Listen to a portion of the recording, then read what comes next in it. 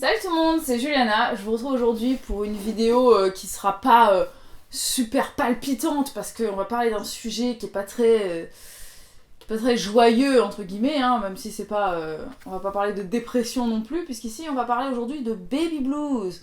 Voilà, le baby blues, qu'est-ce que c'est? C'est pas une dépression en fait, parce que la dépression postpartum, faut savoir que c'est une vraie maladie, entre guillemets, c'est quelque chose qui nécessite un suivi psychologique, médical, etc. On peut pas s'en sortir seul d'une dépression.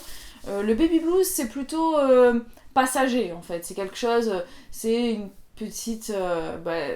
C'est un blues quoi, une petite déprime passagère, voilà, qui arrive à la suite de l'accouchement. Ça peut arriver direct après l'accouchement, comme ça peut arriver dans les semaines qui suivent ou les mois qui suivent, des fois, selon les personnes. Et puis, il y a même chez certaines mamans où le baby blues n'existe pas du tout, voilà, que c'est un vrai bonheur du début à la fin et que t'as aucune phase de déprime.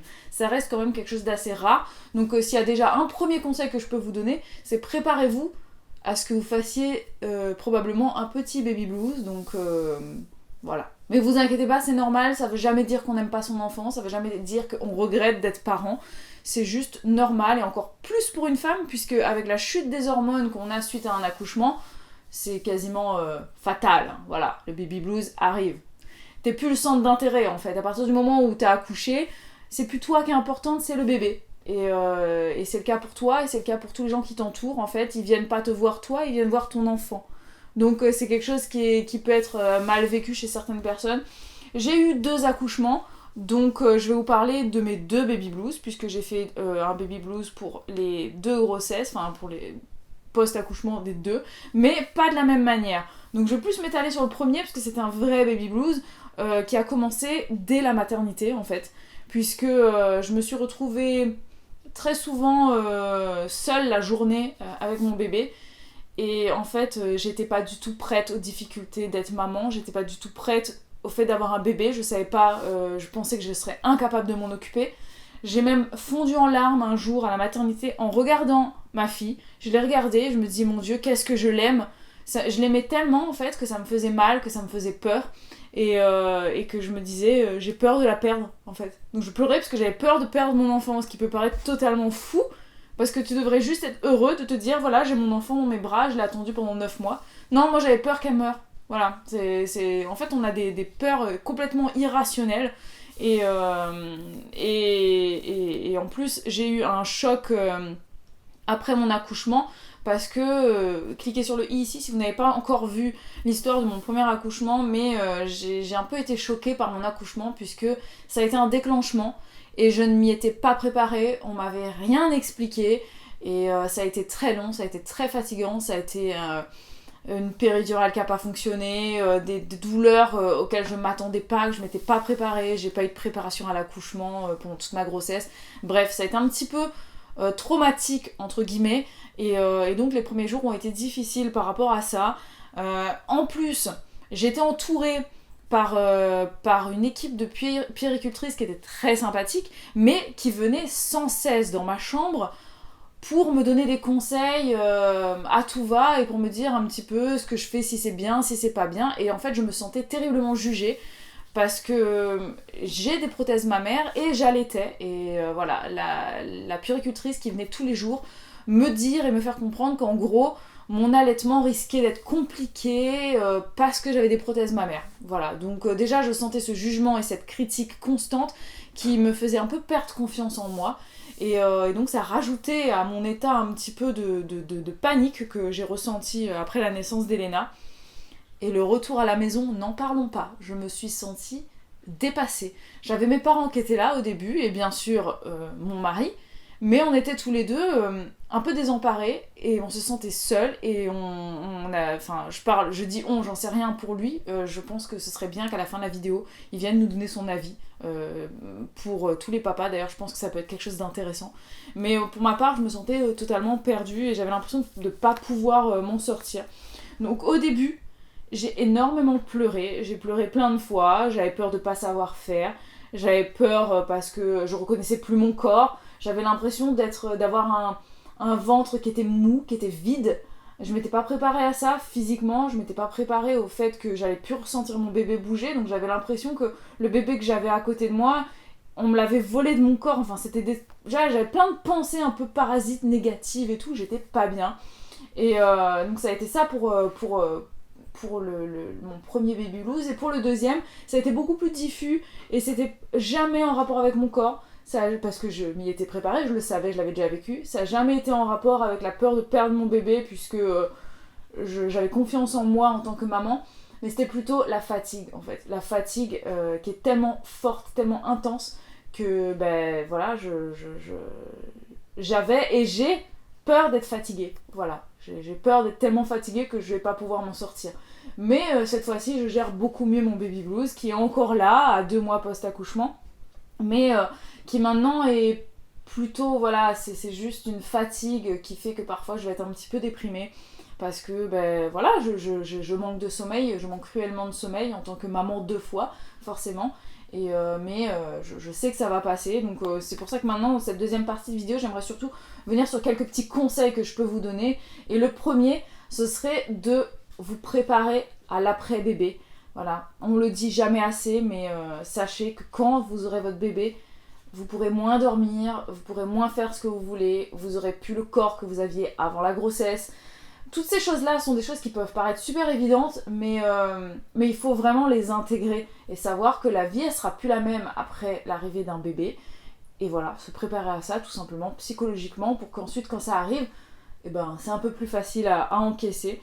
Quand vous souffrez ensuite de baby blues après la naissance de bébé, n'hésitez pas à en parler un maximum, peu importe à qui autour de vous, les personnes qui vous sont proches, n'hésitez pas à en parler, ça fait du bien de parler. N'hésitez pas aussi à pleurer librement si vous avez besoin de pleurer, évacuer quoi en fait, évacuer par la parole, évacuer par les pleurs, vous pouvez évacuer par des cris, mais jamais près du bébé, hein, parce que c'est pas quelque chose de très... comment dire, ça lui fera pas du bien, ça ne vous fera pas du bien à vous non plus, mais si vous avez besoin, voilà, faut que ça sorte, c'est super important, parce que si vous gardez tout en vous, voilà, ça va bouillir, et à un moment donné, ça va sortir d'une mauvaise manière, en fait. Donc voilà, vaut mieux en parler un maximum. Après, quelque chose qui est très bon aussi, c'est de câliner le bébé contre vous. Quand on met le bébé contre soi, ça libère des endorphines, l'hormone du bonheur, on est bien. Le bébé ressent ça, ça le calme, ça nous calme nous-mêmes. Et c'est quelque chose qui est vraiment très agréable et qui est une chose qui est très positive pour l'enfant comme pour la maman. Après, il faut pas non plus s'oublier, il faut essayer de se sentir normal au maximum, donc de faire des choses qu'on avait l'habitude de faire avant l'accouchement, avant la grossesse même, de manger des choses qu'on aimait bien avant. C'est pour ça que je dis toujours, hein, le régime post-accouchement, tu le commences pas quand tu rentres chez toi après la maternité, c'est la plus mauvaise idée au monde. Voilà, déjà, essayer de retrouver des plaisirs quotidiens. Et puis après, la remise en forme post-accouchement, elle se fera tranquille quand on se sentira prête. Je trouve qu'il vaut mieux prendre son temps, c'est plus sûr. Après, il faut pas hésiter le matin à s'habiller, se maquiller un petit peu si on en a besoin, essayer de se sentir belle, de prendre un peu soin de soi pour se sentir bien ici. C'est très important. Et puis se faire soutenir, se faire aider au maximum par son conjoint, se reposer dès que c'est possible et se dire que voilà, si la vaisselle elle s'entasse, si le ménage voilà, n'est pas fait, si on a acheté un peu des plats tout préparés au lieu de faire la cuisine, des repas sains, c'est pas grave, c'est normal, il faut prendre le temps de se remettre de tout ça, c'est un mélange de plein d'émotions et il faut prendre son temps, voilà, et ne pas s'en vouloir, ne pas vouloir être plus forte que ce qu'on est capable de faire. Et voilà un petit peu tout ce que j'ai à dire. Je vais maintenant appeler le papa parce que je suis sûre qu'il a des choses à dire sur son daddy blues. Pour la première, je sais pas trop, je l'ai pas trop vu, mais pour la deuxième, c'est évident qu'il en a fait et qu'il en fait toujours. Donc on va lui demander son avis maintenant. C'est lui le papa. De quoi parle-t-on ? J'arrive comme un cheveu sur la soupe. Parlons de ton daddy blues. Ah, c'est une vidéo triste. Non, qu'est-ce que je veux dire ? Daddy blues, est-ce que j'en ai eu ? Je sais pas. Non, j'ai eu des petites phases de déprime. Pour me concernant, c'est pas arrivé tout de suite après l'accouchement. C'est vrai que les mamans, souvent, c'est plus proche de l'accouchement, je crois. Tu parles de la première ou la deuxième grossesse ? Ben, on parle de quoi, là ? De la deuxième ? Moi, je t'ai parlé des deux. pour la première, j'en ai aucun souvenir. Sincèrement, je pense qu'en fait, tu t'étais mis dans une bulle. Et en fait, t'as remarqué qu'elle était née genre 4 mois après. Non, mais pour Elena, j'ai pas eu de déprime. Non, parce qu'en fait, t'as un petit peu mis des œillères au début. Donc pendant 4-5 mois, en fait, c'est comme si c'était pas vraiment ton enfant. Peut-être, après, ça t'a mis plus après de c'est aussi que pour la première, il y a les parents qui étaient là, qui sont restés très longtemps chez nous, pendant 1 mois. Pendant 10 jours. Non, tu plaisantes ou quoi? Non, ils sont restés. Bien sûr que non, pendant plus longtemps que ça. 19 jours. Voilà, donc c'est quasiment 1 mois. Donc c'était, voilà, c'est vrai que moi j'étais un peu déconnecté de ça, je continuais un petit peu à travailler, etc. Là, pour Olivia, oui, il y a des petits moments, vu qu'on a du coup 2 enfants maintenant. T'as eu déjà du daddy blues, moi je veux que tu le dises, pendant la grossesse. Cliquez sur le i ici. J'ai pas de souvenir, mais si tu le dis... Il en a parlé. Si tu le dis, de toute façon, nos souvenirs sont toujours mieux retenus par les personnes extérieures. C'est vrai. Sachez-le. Mais il a fait un daddy blues avant même la naissance d'Olivia. Ouais, mais je m'en souviens pas, c'est vrai. Si, il était très bouleversé. Comment ça se manifeste? C'est un peu comme les mamans, je pense que c'est des petites déprimes, voilà, ou des coups de mou. En plus, on avait une grossesse d'hiver, donc ça aide pas, parce qu'il fait froid, il fait gris. C'est vrai que pour la première, c'était une grossesse d'été, donc il faisait beau, tu déprimes moins l'été. Il y a peu de gens qui dépriment l'été, c'est beaucoup plus rare. T'as le soleil, t'as toutes les choses comme ça. C'est plus positif. C'est vrai. Positif, c'est vrai. Voilà, l'été, c'est positif. c'est ça. Là, c'était une grossesse d'hiver, donc c'était un peu plus maussade, quoi. Ouais. Mais ça va, je pense que c'est quand même bien sorti. J'ai pas eu trop de moments de déprime.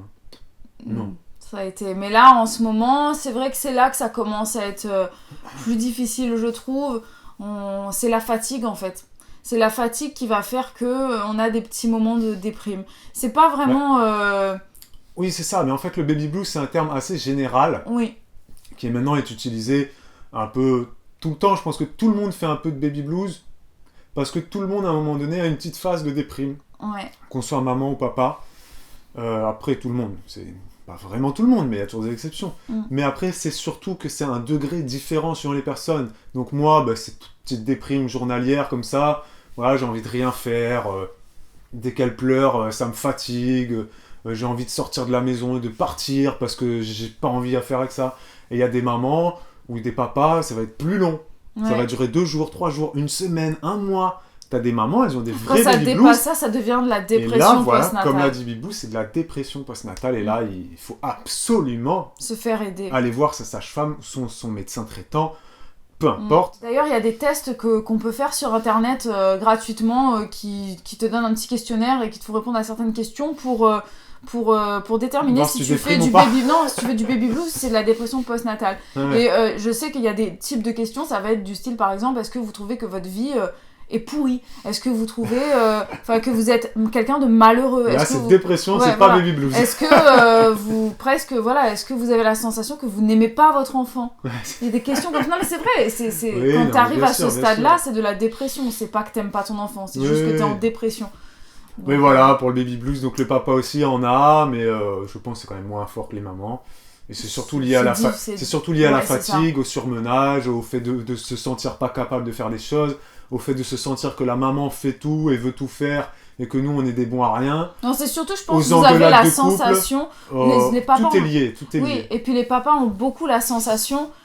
Et c'est vrai, et c'est ça qui est difficile, c'est que la maman est meilleure... pour calmer l'enfant. En théorie, la maman est meilleure. Je voulais pas dire meilleure, mais quand l'enfant pleure et qu'il a besoin d'être calmé, c'est vrai que la maman, il recherche la maman, le bébé, très vite.